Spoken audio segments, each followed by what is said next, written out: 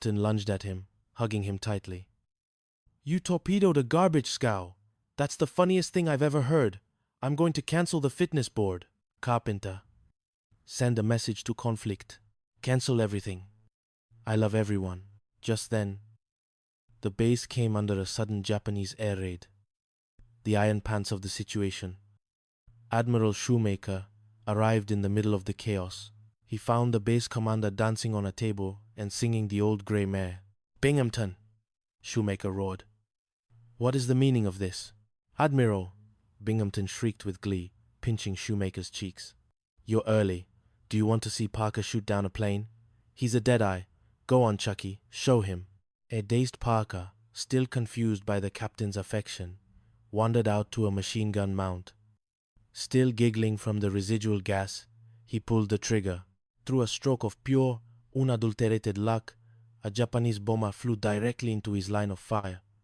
It exploded in a spectacular fireball. Shoemaker stared in awe. Magnificent. Anyone who can stand laughing in the face of death like that is a hero. "Binghamton, I thought you said this man was unfit?" Binghamton, the gas finally wearing off, looked at the burning wreckage, then at his own hands, then at the furious admiral. I, the potato. "You're a swinger, Wally," Shoemaker said, shaking his head. "But maybe you need a long rest. A very long rest." Chapter 5. Sydney, the alligator, and the missing payroll. Peace, or the Taratupa version of it, never lasted. It was disrupted by the arrival of a new crew member, Sydney.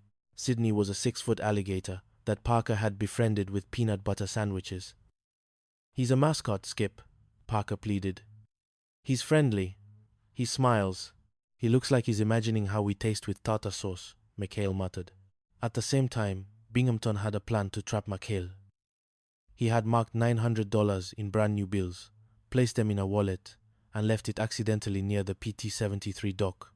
He intended to wait for one of the crew to steal it, then pounce.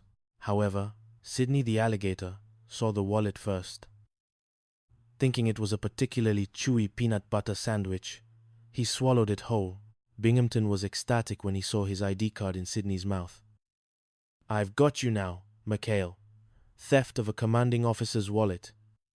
I'm calling a court-martial. Tu Maralia. Tu Maralia." The courtroom was the height of absurdity. Parker acted as his own defense attorney. "I object," Parker shouted. "You can't prove my client, meaning me, stole the money. The alligator did it." "An alligator?" The judge advocate sighed. "Ensign, do you expect us to believe an alligator has your captain's wallet?" "I demand Sydney be called as a witness," Parker insisted. McHale and the crew managed to lure Sydney into the courtroom with a trail of sandwiches. The sight of a 6-foot reptile crawling toward the bench sent the judge diving for cover. "Open up, Sydney," McHale urged. Sydney, feeling a bit sluggish from the leather in his stomach, gave a massive yawn. Out popped the wallet, right onto the judge's desk. Binghamton lunged for it. There, the evidence, but as the judge opened the wallet, he found the marked bills. "Wait a minute, Captain, you said these bills were marked as part of a trap?" "Yes." "To catch McHale?" The judge frowned. "Marking Navy funds to create a trap for your own officers? That's a violation of 3 different articles of the Naval Code. Captain, I think you're the one who needs to explain himself." Binghamton looked at Sydney. Sydney looked at Binghamton. Sydney hissed. "Why me?" Binghamton whispered. "Why is it always me?" Chapter 6. The Ghost of PT-13. The final humiliation came when Binghamton decided to use superstition against the crew. He had found an old record stating that the PT-73 was actually the PT-13. A boat rumored to be jinxed. He changed the numbers on the hull and sat back, waiting for the crew to desert in fear.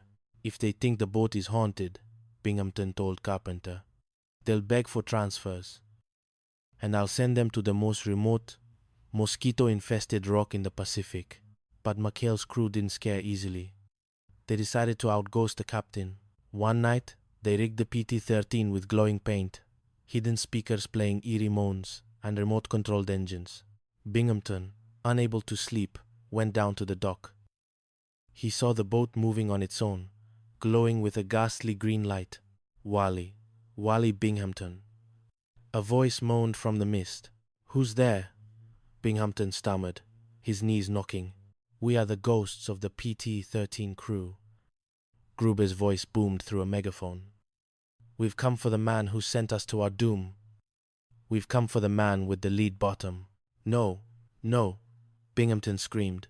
He saw a figure draped in a white sheet. "The transfers," the ghost moaned.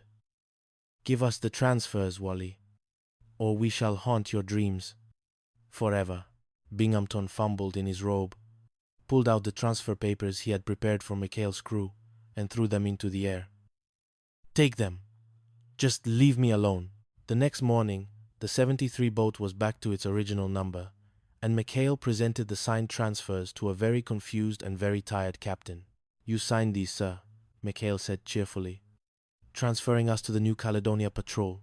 Very generous of you." Binghamton stared at the papers. He remembered the ghosts.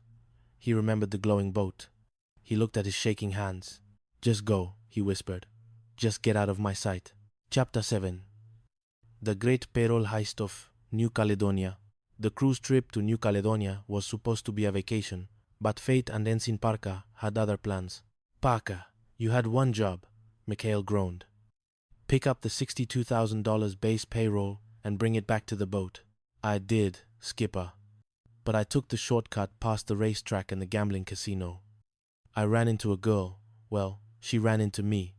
Actually, she knocked me out with a handbag. And the money? Gone." The crew was in a panic. $62,000 was enough to put them all in Leavenworth for 3 lifetimes. "Did you see her, Chuck?" Mikhail asked. "Any identifying marks?" "She had a little brown heart," Parker said, his eyes glazing over. The hunt was on. The crew of the 73 spent the next 6 hours prowling the cafes and clubs of New Caledonia, looking under every table and lifting every skirt. "Pardon me, ma'am," Gruber said, lifting a tablecloth at a high-end restaurant. "The Navy is looking for a stolen table. Serial number is on the legs." Meanwhile, Binghamton had arrived in New Caledonia to find the money missing. "I knew it! They've absconded. They've hijacked the payroll." He chased Mikhail through the streets, leading to a climactic confrontation at a local fort. The thieves, a band of local Vichy collaborators, had hidden the money inside an old ceremonial cannon. As the Japanese launched a surprise air raid on the harbor, Mikhail and his crew found themselves pinned down near the cannon. "We need a weapon," Mikhail shouted. "Chuck, light the fuse on that old cannon. It might scare them off." "But Skipper, it's just a relic." "Do it anyway." Parker lit the fuse. The cannon roared with a thunderous boom, but instead of a cannonball, a blizzard of green paper erupted from the barrel.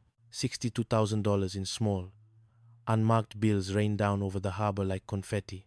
Binghamton, who had just arrived with a squad of MPs, stood frozen as a $100 bill fluttered onto his nose.